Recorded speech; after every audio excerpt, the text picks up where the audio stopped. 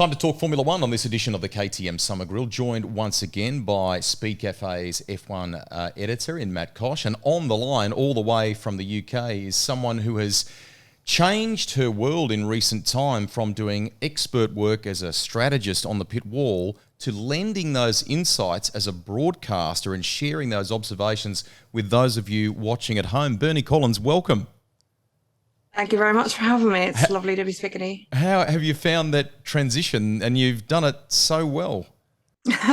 It's been really interesting because I feel like I'm learning a lot about a different side of the sport that you've worked in for such a long time. So you sort of, when you sat on the pit wall before, you seen the TV feed come in, but you didn't really think about what went into making it. So it's been an interesting move. Bernie, 2023 has been record-breaking. It's something that I've been saying all year, because I guess those of us inside the sport appreciate how difficult it is and how historic this will be, even if at the moment it's difficult to digest. What's your take home on 2023, putting Max gently to one side?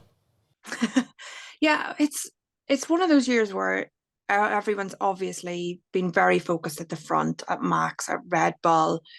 But when you look further back, so from P2 to P5, P6, those teams have had one race one's quicker, one race another's quicker. So it's been that midfield, or not even midfield, but like front of the field battle, excluding the Red Bull and Max, has been really tight the entire year through it. You know, right until the end, we don't know who's in P2 in the constructors. And if we can take that forward into next year, that's going to lead to a really good year, because those battles behind have been really tight, much tighter than we've seen in previous years. And the longer that we keep with this, these regulations, so over the next 2 or 3 years, it's going to continue, I think. What other things have caught your eye this year, because you are in that position of perhaps noticing things that the rest of us don't immediately see, or see as quickly as someone like you? Among those other stories that you've talked about, among the really, the competitive rest, if you will, what else has stood out for you in 2023? Well, it's been a year where the development race, I think, has been more cutthroat than it has been in other years. We've seen McLaren at the start of the year, really poor performance compared to what I certainly expected for them in the opening races. And then with really aggressive upgrades, really bring the car forward, so that at the end of the year, it's pretty much always on the podium. Then the opposite appearing to be true of like Aston Martin, where started the year so strongly, and then it appeared that the upgrades weren't working. And through the middle of the year had this massive slump. So the development race in these regs seems to be really tight, and it seems to be really close between teams getting the car right and in the right working window, or the car totally not working at all. And the number of teams coming out and saying they don't even understand why it's not working is a bit, like from an engineering point of view, a bit shocking, really. But we've got, looking forward into next year again, we've got Mercedes now saying they're going to totally change the concept. Everything in the car is going to change. Totally new car for next year, which is what we expected them to do this year, and then they didn't. Are they going to get it right? Because they've not got it right so far. They've had 2 goes at this sort of regulation that we have now, this like really high performance floor, and they've not got it right. So that's going to be, how's that going to look at race 1 next year? And as other people develop over the winter again, are they going to be in the right and wrong direction? So from now until February, you don't have a read on whether what you're doing is correct or incorrect. So that's going to, I think, it's, race 1 is always exciting to see who's ahead, who's behind, and we don't know. What do you think the morale and the mindset is like in some of these teams? You look at McLaren, they were 9th in Bahrain, or the 9th fastest car in Bahrain, and they finished 2nd. And then Aston Martin sort of went the other way during the year and came back, and AlphaTauri had a late surge. You said there that teams don't know what they're doing, they don't know where they're going to be. What does that do for morale and mindset within a team going into each race and going into each development cycle?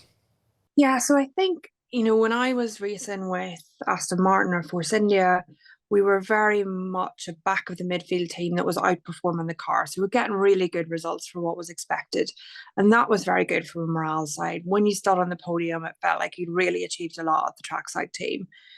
But you very quickly get used to that. So thinking of Aston Martin specifically this year, they'll have started the year massive high, results that nobody was expecting. I'm sure there was a lot of engineers telling the mechanics this car is quite good, and the mechanics not believing it. And then you start to rock up at races and suddenly, wow, the car is good.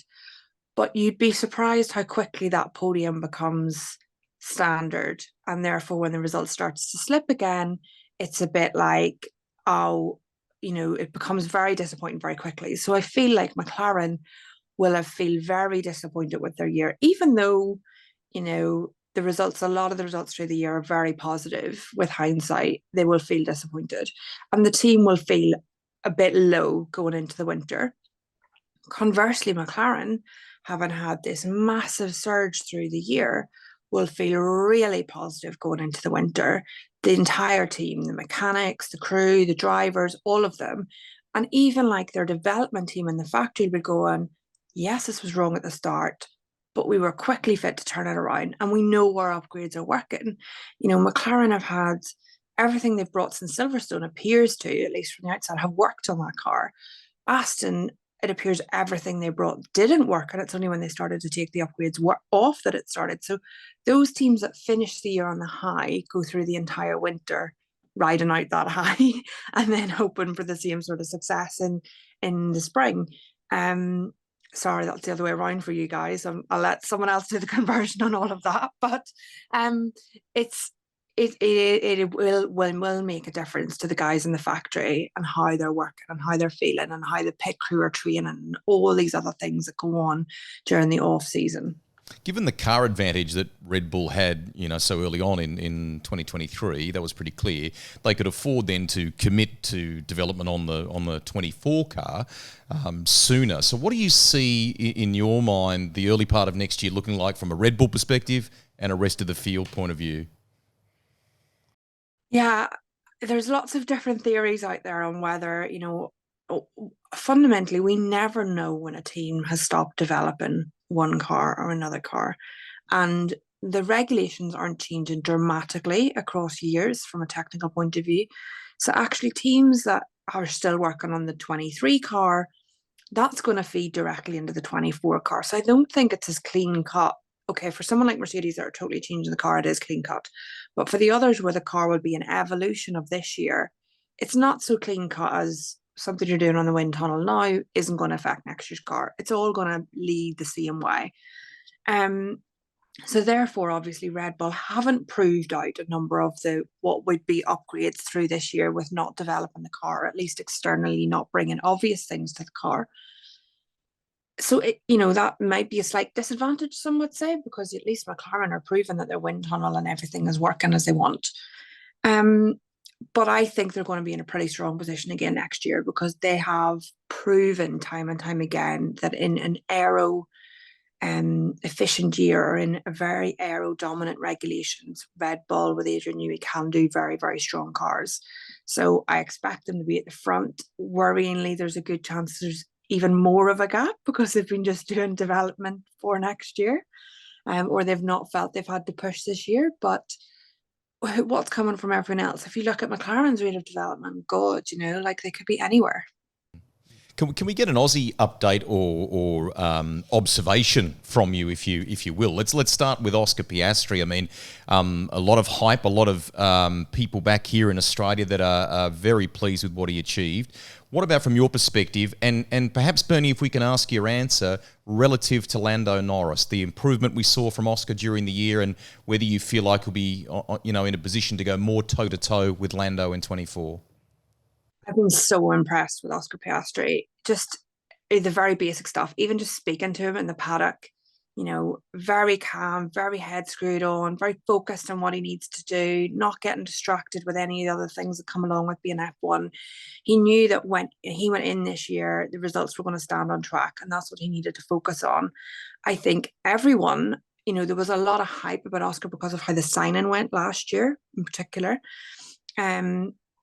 Everyone was, to go up against Norris. Norris is obviously doing well in that car. It was a big task. And I think Oscar's really stood up to the question marks there. And he's outperformed definitely what I expected, particularly in qualifying. In qualifying and in sprint races, Oscar's obviously had that win in the sprint. He's done very, very well in qualifying and through the sessions. He seems to build up into the weekend. So he always looks a bit down on Norris until right at the crucial minute where it counts. And he seems to, the circuits that he's not been to before that he's doing really well at and building up, and, in qualifying, he's right there. But I think I interviewed him in Japan, I think it was. And in Japan, he came out and said, the one thing he needs to work on is his race pace. And he was very honest about that in an interview, which I was quite surprised by. But that is it. When you look at the races he's had through the year, Norris has beaten him in that long run race pace, how he's holding on to the tyre through the stint. But the fact that Oscar very early in the year was fit to identify that and is working on that, and he'll spend the winter going through the races where Norris beat him, what he can do to improve his driving, what he can learn from Norris's driving. And I've no doubt that next year he'll be even stronger again. So he's really asking questions of the team, because he's really standing up to Norris, I think, a lot more than others did. And as always, it's going to be, to look at the development of those two drivers together. They've obviously got on pretty well this year. And if Piastri starts to really push Norris next year, does that start the rivalry start? But really good early signs from him, fantastic first year. And if he can just keep up that work ethic, which, every sign that he will, I think he's going to really challenge Norris next year. And if the McLaren's better, then you're going to see a few more podiums, hopefully, from him. Drilling down on McLaren a little bit more, obviously that car changed dramatically in Austria, and then again, sort of around Singapore, Japan, when they introduced the second round of upgrades. Now, the drivers obviously got to come to grips, so too do the engineers in terms of setup and the requirements of the new car. What does the strategist do on the wall? How do you adapt? Because I imagine things like tyre wear and his pace through the corners, mid-corner speed, those sorts of things that impact a race strategy, they must change as well. Yeah, and it can be even very basic things change. So, for example, the first half of the year, you'll have gone into qualifying probably a bit conservative on how you're reacting. So do you need a second run in Q1 to go through to Q2? All of these things, you'll have built up 10, 11 races of, oh, we need to run again, you need to be conservative. And you get into that way of thinking of a lower field team where you're needing the extra runs, or you're trying to give the driver the most effort. And it's difficult to make that switch quickly into, oh, suddenly now we're quick enough that we're one tyre in Q1, saving our other tyres for Q2 and Q3, or maybe even, burning tyres earlier in the weekends. You've got more race tyres. It's that switch that's often hard to make, particularly in the early races, because your confidence of how the package will perform at all circuits isn't there yet. So you can't just go in with sort of the aggressive approach. But that's the thing I always find the hardest, was changing the attitude on the pit wall to how aggressive you're going to be on pit stops, how easy it's going to be to overtake, what your start tire should be. It's getting the whole wall set on this new method of working, and really having confidence in, oh, we don't need to do that second run, or we can overtake that car on track, or even their pit stops come on, having the aggression to race someone down the pit lane and know that your pit stop's going to be quicker than them at the end and you're going to get out. So it's just that mindset of being a conservative team and trying to get the points versus being aggressive in the way, like, let's say, Red Bull are. They seem to have managed that pretty well from a strategy side. And yeah, like you say, it changes things like your tyre wear, like the compounds you can use. At the start of the year, I think they were really struggling on soft compounds, suddenly by the end of the year. So you sort of end up redoing a lot of your tyre model and trying to ignore data from the earlier car, which again, in the early races of an upgrade, means that you've got very limited amount of data to work with. Bernie, can we come to Daniel Ricciardo now, and even Liam Lawson in this question? Firstly, how much do you feel like AlphaTauri benefited from Daniel's experience when he came back into the game? How important was that for that car? And most of us feel like Liam Lawson has done enough to justify a full-time spot. I mean, without sounding too kind of patriotic from this region, do you share that viewpoint? Should he be on the grid in a full-time basis? 100%. I'll start with the Liam stuff. 100%. I interviewed him on the grid in Zandvoort. That was his first race in the car, and I have never seen anyone so calm, much calmer than I would be in that situation. You know, I think they'd had a wet weekend up to that, and it was the first sort of laps he was going to do on dry tires. It's a massively different fuel load to what he's run. Just so much stuff has got, but your mind's racing. But he was so calm, and I think, you know, it's a pity in F1 that some things are led by sponsors, some things are led by deals, whatever. But on pure performance, he should be in a car. He should be in a seat. Arguably, that should have been the AlphaTauri seat with Daniel Ricciardo, because you would have a very strong lineup of a young guy that's clearly very good, and Ricciardo, who has very strong pace and a lot of experience. So that would work really well, you'd imagine, for the AlphaTauri team, that mix. Now that's not happened, which is a pity. And what's going to be very interesting going forward now is what Liam's able to do over the next season. You know, needs to be in a strong position in order to step into that car. We don't know what happened with the Williams seat, if it was offered to him and then he said he wanted to stay in the Red Bull family. We don't know the answers to those questions. But you would like to think that other team managers are sitting looking at his performance, going, to get in a car and do that quickly is no mean feat. So yeah, I totally think he deserves that spot on the grid. And it's a bit of a pity that he's missed it, but he has given himself one fantastic interview. You know, he cannot do any better than he did in those 3 races that he had, or 4 races, and it's such a pity. Going to Daniel, which I should raise the point, I have been criticised for saying Ricciardo, and apparently we're meant to say Ricciardo, so I'm going to try my best on that. But yeah, he's got back into his seat. I think there's a lot of discussion that he thought he wasn't going to get back into his seat after what happened in the previous years. He's brought a lot of experience to that team, and a team like AlphaTauri, you know, many years Force India teams towards the back of the grid that are trying to develop a car, trying to make the car better and improve it, really need the experience. They need a driver that's fit to drive around some of the issues that the car has, that are fit to lead the development direction, that are fit to push a younger driver to do better in the laps or the races or whatever the case may be. And also bring that air of calmness, because things won't always go right. So you do need to be able to react to that and deal the best that you can, and continue to run races where picking up a point or two here or there are very valuable at the end of the year.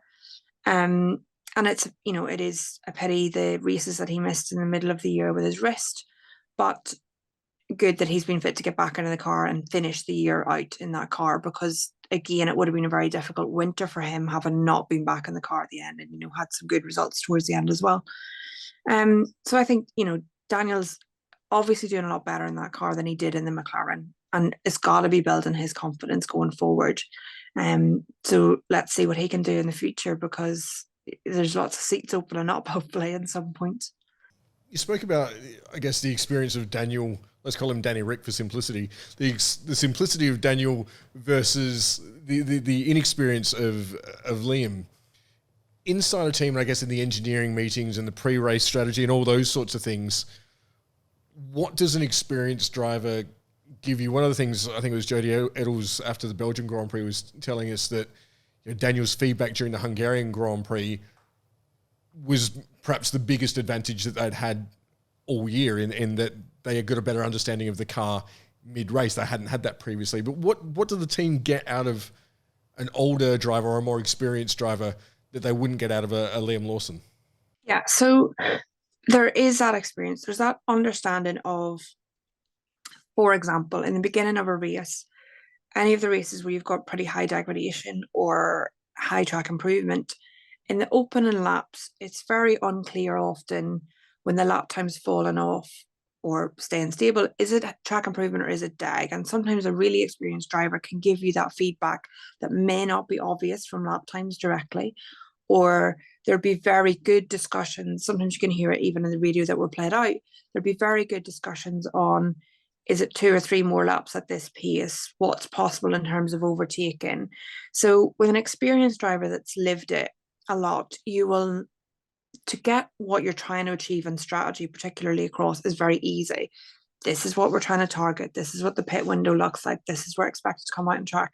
whatever the case may be. And an older driver will be coming back to you with suggestions. So who am I dropping behind? Yes, I can overtake them. No, they're going to be tricky, whatever the case may be. We've seen Williams, although maybe the car pace isn't good at times, difficult to overtake. So the older drivers got all of that experience ready. The other thing that, people often forget is their understanding of the rules is way beyond a younger driver just because of experience. So in the past, we've seen things like people overtaking in the pit lane when there's a safety car, or pushing the pit entry, or whatever the case may be. The drivers that have gone through experience have seen these things happen time and time again. They're also potentially a little bit less likely to get caught up in something in turn one on the opening lap, because again, that just experience is there. And the calmness that when you do hit the wrong track position, you come out behind someone that's difficult to overtake, the sort of settled attitude to making the overtake stick at some point in the race, knowing when it's important to get past and when it's just, right, we'll hold it out a few laps. So you see those sorts of things. Obviously, Liam will bring better reaction time, raw speed. So we've often seen it with a younger driver that they really push an older driver in terms of launch performance just because their reaction time is so good, or they're prepared to work so hard at it.